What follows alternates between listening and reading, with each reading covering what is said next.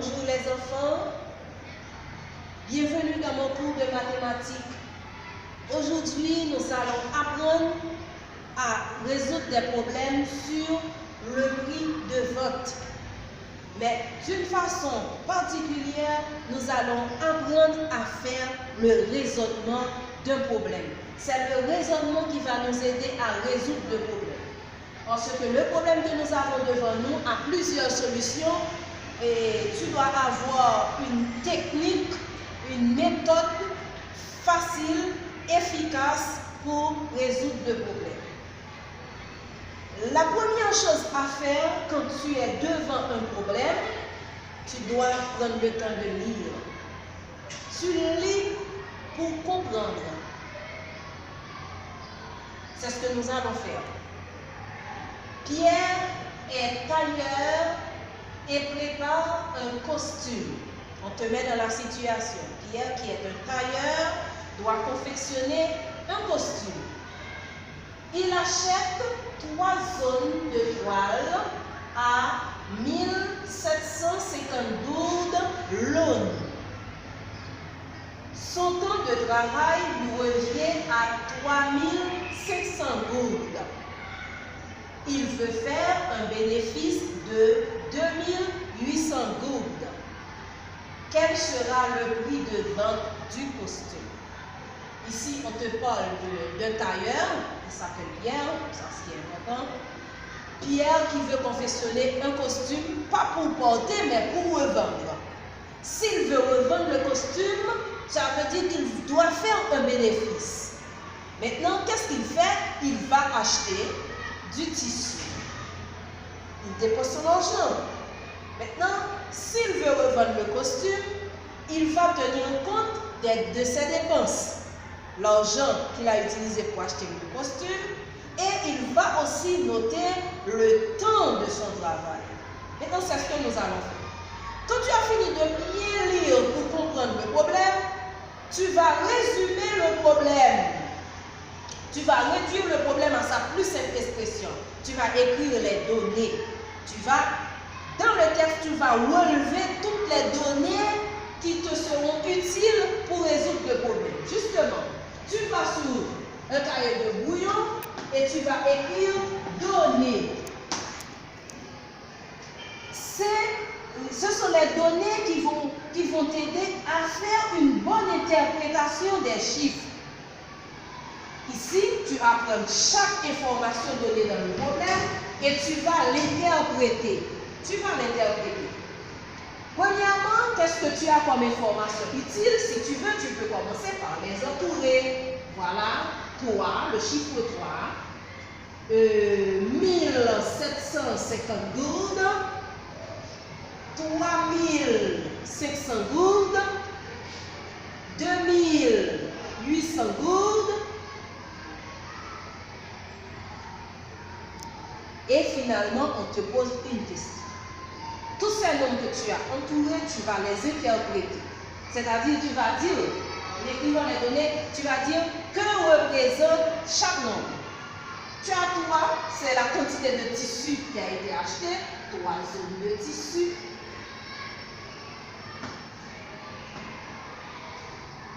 Zones de tissu. Excusez-moi. 3 zones de tissu. Restez fidèle. Toile. 3 zones de toile. Il a acheté 3 zones de toile. Et la quantité de toile. Il y a un mot très important ici. Et tu vas faire attention à ce petit mot. Ici, on a 1750 gourdes. Que représente 1750 gourdes? Il faut faire attention au mot A. A. La préposition A. Ici, la préposition A donne tout son sens au nom de 1750. S'il achète 3 zones de toile à 1750 gourdes, cela veut dire que 1750 gourdes représente le prix d'une onde de tissu. Ce qui serait différent si on avait dit pour.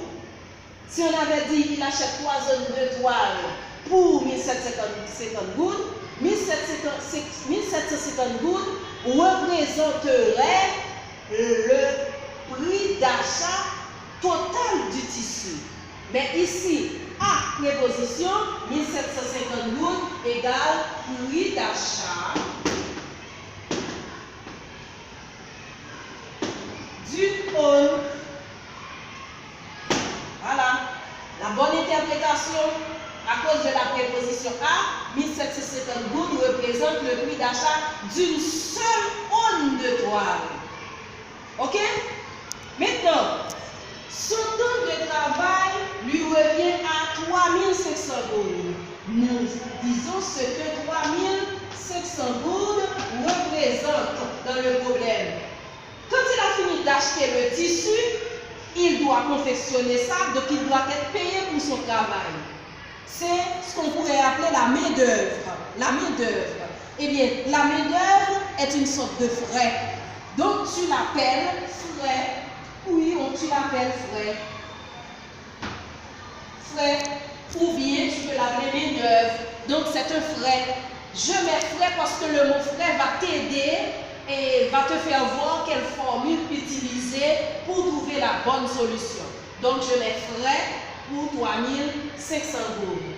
Un autre montant qu'il faut interpréter, c'est 2800 gouttes. 2800 gouttes. 2800 gouttes, qu'est-ce qu'on nous dit dans le problème? Il veut faire un bénéfice de 2800 gouttes. 2800 gouttes représente le bénéfice. Le bénéfice que Pierre va réaliser en vendant le costume. Maintenant, on n'a plus de nombre à interpréter. Nous allons écrire la question qui est posée. Quel sera le prix de vente du costume? Et tu écris comme ça. Prix de vente.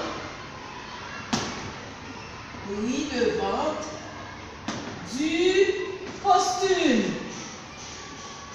Prix de vente du costume. Comme tu n'as pas cette information, tu mets un point d'interrogation. C'est la question que tu cherches. C'est l'information qu'on te demande. Le prix de vente du costume. Là, tu as fini avec les données. Tu as expliqué ce que représente chaque nombre. Donc, en un mot, tu as fait une bonne interprétation du problème. Utilise ta tête pour faire une bonne interprétation. Parce que la réussite et ta réussite va dépendre de l'interprétation que tu fais des informations qu'on te donne dans le problème. Fais bien attention. Tu dois utiliser ta petite tête. Tu dois utiliser ta petite tête. Voilà. Maintenant que tu as fini de faire, de faire les données, tu vas passer directement au raisonnement. Tu vas passer directement au raisonnement. Maintenant, et pour le raisonnement, mes chers enfants, vous allez partir de la dernière question qui a été posée dans le problème. La dernière question, l'information que tu cherches, le prix de vente du costume. Notre raisonnement va partir de là. Raisonnement. Tu dois apprendre à faire le raisonnement dans ce problème. Et je commence avec la dernière question qui est posée ou bien la question qui a été posée dans le problème. Je fais semblant de répondre à cette question. Quel sera le prix de vente du costume? Je réponds. Le prix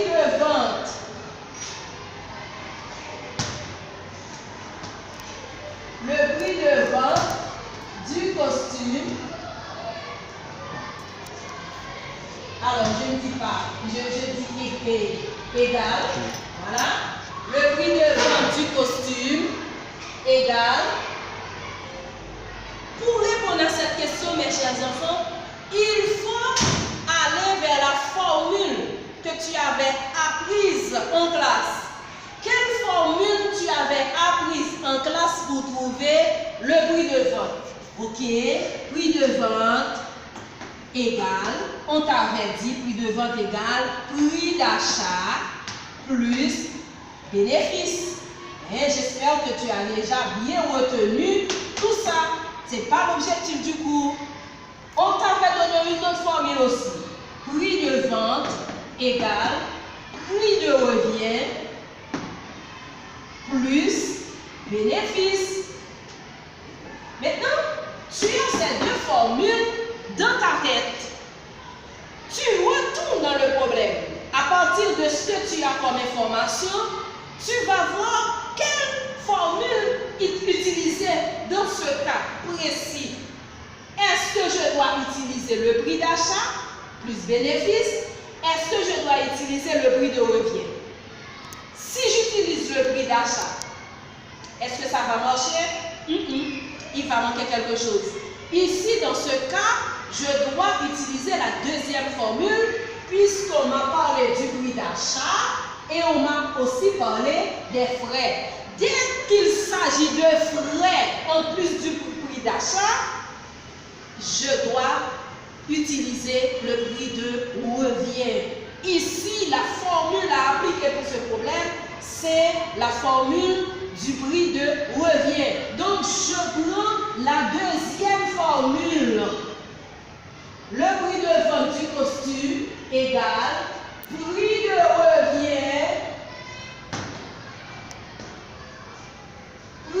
revient plus bénéfice. Est-ce que tu connais le prix de revient dans le problème? Non, on n'en a pas parlé. Donc c'est une information à chercher. Je ne l'ai pas. Est-ce que tu connais le bénéfice que Pierre veut réaliser? Oui, je connais. Combien? 2800 gourdes. C'est une information que j'ai déjà. Je n'ai pas besoin de le chercher. Je vais partir à la recherche de l'information qui est inconnue. Donc, la deuxième ligne de mon raisonnement, je vais écrire le prix de revient. À chaque fois que tu n'as pas quelque chose dans le raisonnement, tu pars à sa recherche. Le prix de revient. Le prix de revient. Maintenant, qu'est-ce que j'ai appris comme formule pour trouver le prix de revient? Et tu dois avoir cette formule en tête. Prix de revient égale prix d'achat plus frais. Prix de revient égale prix d'achat plus frais. J'ai pris ma formule. Prix d'achat. Prix d'achat plus frais. Maintenant, une question que je veux te poser. Est-ce que tu connais le prix d'achat dans le problème? Oui, tu as un prix d'achat. Mais de quel prix d'achat il s'agit? J'ai le prix d'achat du nombre de toiles. Je n'ai pas le prix d'achat total. Attention, je n'ai pas le prix d'achat total.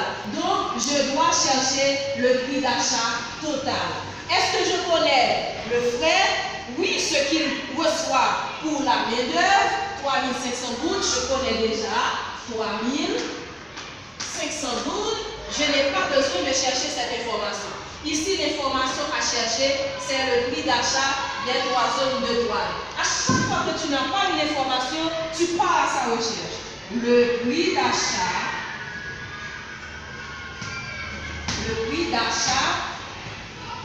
précisé des 3 zones de toile. Égal. Quand tu veux avoir le prix total, qu'est-ce qu'il faut faire? Pour avoir le prix total, je dois avoir le prix d'une chose à multiplier par la quantité de choses. Facile comme nous avoir. Facile, ça c'est le sens même de la multiplication. Pour avoir le prix total, je multiplie le prix d'une unité par le nombre d'unités. Quel est le prix d'une onde de toile? Oui, je l'ai. 1750 gouttes. 1750 gouttes. 1750 gouttes à multiplier par le nombre, la quantité d'ondes de toile à multiplier par 3. Mon raisonnement prend fin ici parce que je n'ai plus rien à chercher. 1750 gouttes multiplié par 3. Ton raisonnement finit là où tu n'as rien d'autre à chercher. Puisque mon raisonnement prend fin, eh bien mes chers amis, je passe à ma dernière étape qui est la solution du problème. Maintenant, pour faire la solution, facile comme l'on va voir, je prends le raisonnement de bas en haut. Et je